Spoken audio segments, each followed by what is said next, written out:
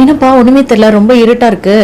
ஓ, சில பேருக்கு எப்பவுமே ஜெயிச்சுக்கிட்டே இருக்கணும்னு நினைப்பாங்க. அதாவது எல்லா விஷயத்துலயும் எங்க போனாலும் நான் ஃபர்ஸ்ட் வந்துடணும்ப்பா, ஜெயிச்சிடணும் ஜெயிச்சிடணும் ஜெயிச்சிடணும்.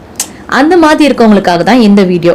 அது என்ன, ஒரு விஞ்ஞானி இருந்தாரு. அவர் ஒரு எலிய கூண்டுல போட்டு வளர்த்துட்டு இருந்தாரு. அதுக்கு நல்ல பயிற்சி கொடுத்தாரு. என்னன்னா, அந்த கூண்டுக்குள்ள ஒரு சின்ன மணியை கட்டி வச்சுட்டாரு. இதுக்கு எப்பெல்லாம் பசிக்குதோ அப்பெல்லாம் அது மணியை இழுக்கணும். இழுத்து சத்தம் போட்டா மட்டும்தான் இவர் சாப்பாடு கொடுப்பாரு. இந்த மாதிரி பழகிறதுக்கு கிட்டத்தட்ட ஒரு 3-4 மாசம் ஆயிடுச்சு. ஒரு வழியா எலி அதை கத்துக்குச்சு. பசி எடுத்ததுன்னா அந்த பெல்ல இழுத்து இது பண்ணும். அப்ப அவர் சாப்பாடு கொடுப்பாரு. இப்ப அவருக்கு ரொம்ப பெருமை. எப்பா, நம்ம ட்ரைனிங் கரெக்டா கொடுத்துருக்கோம், நம்ம ரொம்ப நல்லா பண்ணிருக்கோம், தற்பெருமை தான். அதுக்கப்புறம் இன்னொரு எலியை கொண்டு அதே கூட்டுக்குள்ள விடுறாரு.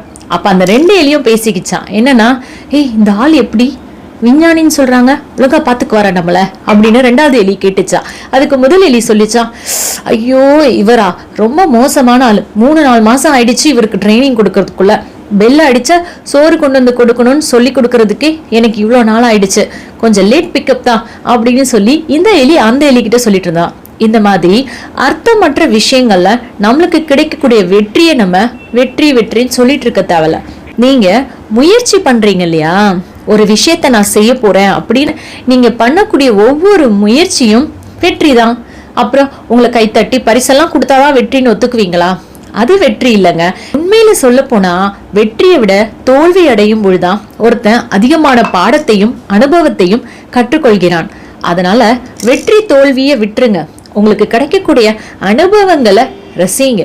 அவ்வளவுதான். வாழ்க்கை ரொம்ப அழகானது, வாழ்ந்து பார்க்கலாமா?